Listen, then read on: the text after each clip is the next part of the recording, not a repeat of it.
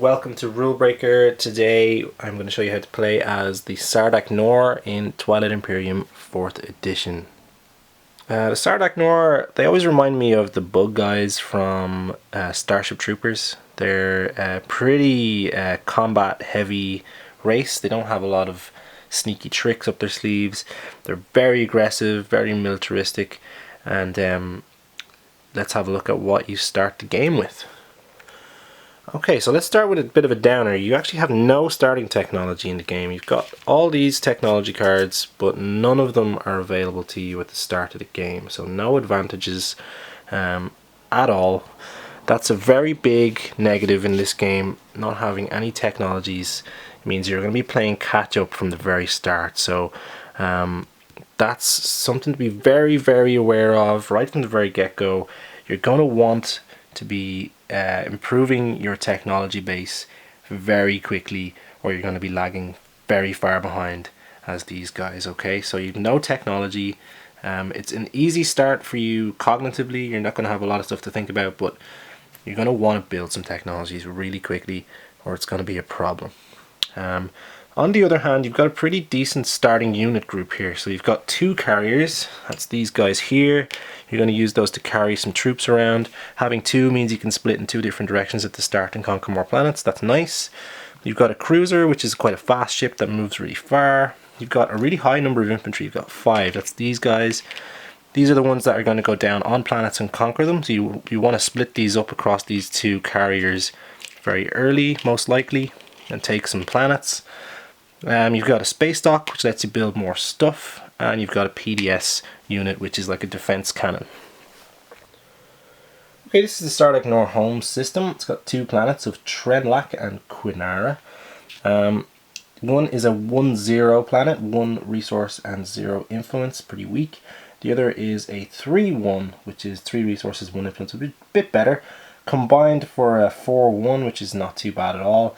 Having that split up across 2 cards is nice. Your space dock should probably go down on Quinara. That allows you to build more than if it was on Trireme. Space dock is 2 production on top of the resource amount on the planet. So if you put it on Quinara, you'll be able to build 5 units at the start of the game. Your starting units that I showed you a moment ago are all going to start in this system. Your PDS can be on either planet and you can move it anyway. You've got your carriers, you've got your cruiser, and you're all set to go and conquer some more land. Alright, let's take a look at the front of your race sheet. These big stupid insects don't have a lot going on really other than fighting. They have mostly the same units as everybody else, except instead of a dreadnought, they've got this one here called the Extra Trireme 1. It's their replacement unit for the dreadnought. He uses the same piece of plastic. Let's take a little bit of a look at it. Okay, this is it here. It has a cost of 4, a combat 5, a move of 1, and a capacity of 1, which is the standard dreadnought. If we just take a look at a dreadnought 1 in comparison here, you'll see that it's got the same stuff except for above this line here, okay? Where a normal dreadnought has sustained damage and bombardment of 5, the Sardakk N'Orr's Extra Trireme 1 has sustained damage and bombardment on 4 times 2. So 2 hits on a 4 for bombardment, which is really, really strong actually. Something else to note is this weird plus symbol here. Let's zoom back out and have a look at the overall sheet and I'll explain what this is. Yeah, so the plus symbol down here, you'll notice it's actually on every ship that can do combat. And it relates to this special ability up here, which is called Unrelenting, and it has the little symbol on the right, and it reads, apply +1 to the result of each of your unit's combat rolls. So actually when you see like 6 or 5 or 7, that's actually plus, so you'll be able to hit on a 6 instead of a 7, you'll be able to hit on a 4 instead of a 5, you'll be able to hit on a 5 instead of a 6, and so on. This makes your fighters much better, hitting on 8s instead of 9s. It makes your destroyers much better and your infantry much better.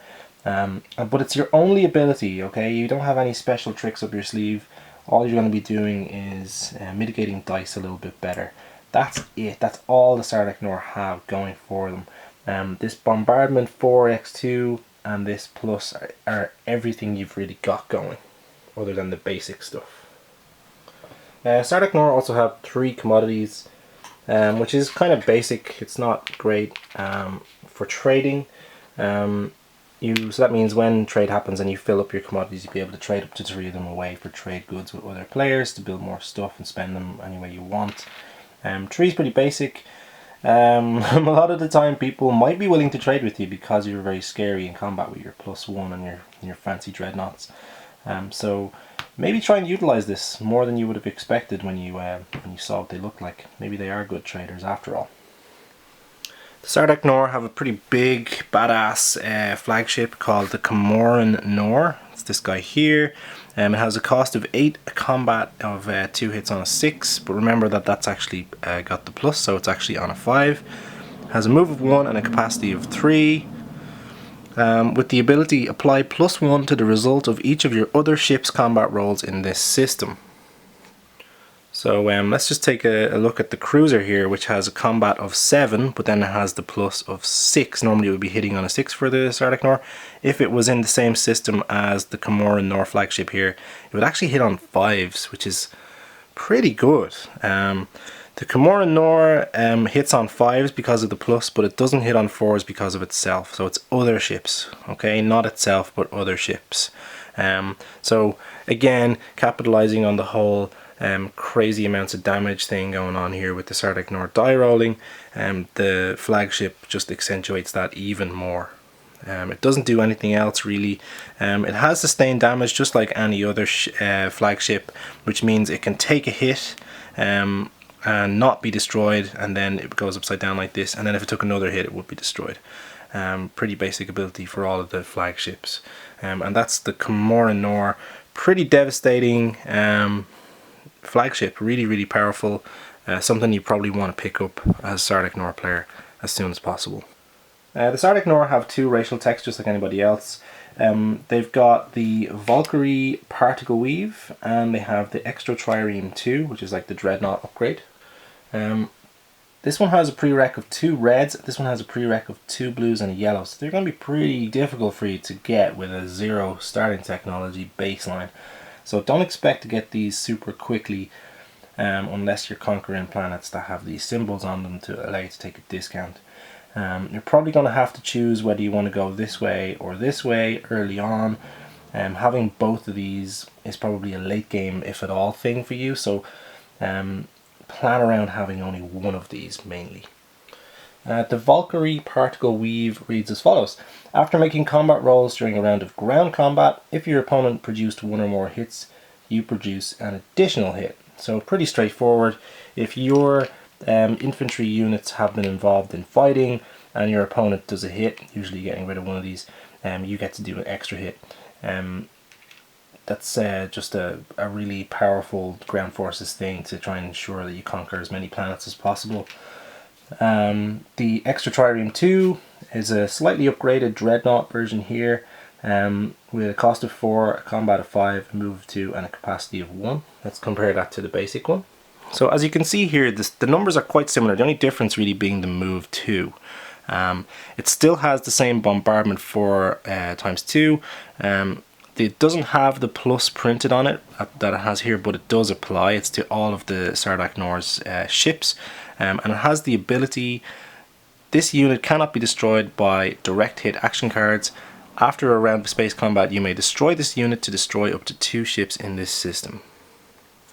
Okay, so this is the ship here.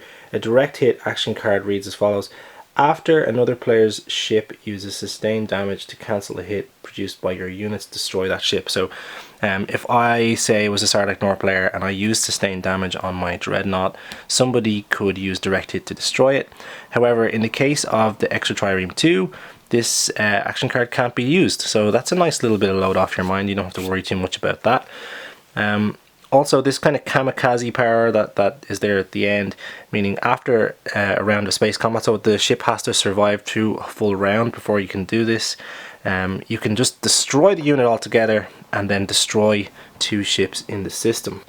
Something else to be aware of with this is that you get to destroy the ships. Okay, so normally your opponent might use like little fighters or something to take hits. So these little guys here. But in the case of doing this ability, you're gonna lose this pretty expensive ship, but you're gonna take out 2 of your opponent's ships, and they can be any of the ones in the system. So that's something to be aware of. Okay. Sardakk N'Orr also has a promissory note that's just for them. You can give this to another player as a bargaining chip for something, and then they would have this ability over you, which reads: at the start of an invasion combat, apply +1 to the result of each of your unit's combat rolls during this combat. If your opponent is the N'Orr player, apply -1 to the result of each of his unit's combat rolls during this combat. Then return this card to the N'Orr player. So you can kind of give this to somebody and they'll get a +1 to all of their units. Because this happens in invasion combat, that really means that it applies to these guys here, the infantry. You can give this to somebody you like who you're not competing with, and they'd have that +1 for the rest of the game, really, and that's a really cool bargaining chip to have. People are going to want that. If you give it to somebody you know you're going to fight, you might have to take this -1 at some stage, but you're not going to be sure if that's going to happen. You probably want something really valuable for this either way. So, you know, maybe it's trade goods, maybe it's, I don't know, it's something good, maybe it's like a concession of where you're going to be, who's going to take which planets and so on. But it's an interesting one, and one not to completely ignore for sure, although be aware that it is worth quite a lot. That's kind of it for these guys. They're not very complicated, they just like smashing things, really. They're like barbarians, space barbarians, that look like crazy insects.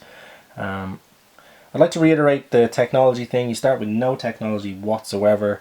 Maybe you want to get yourself some kind of systems that have the technology discounts on them, like this one here.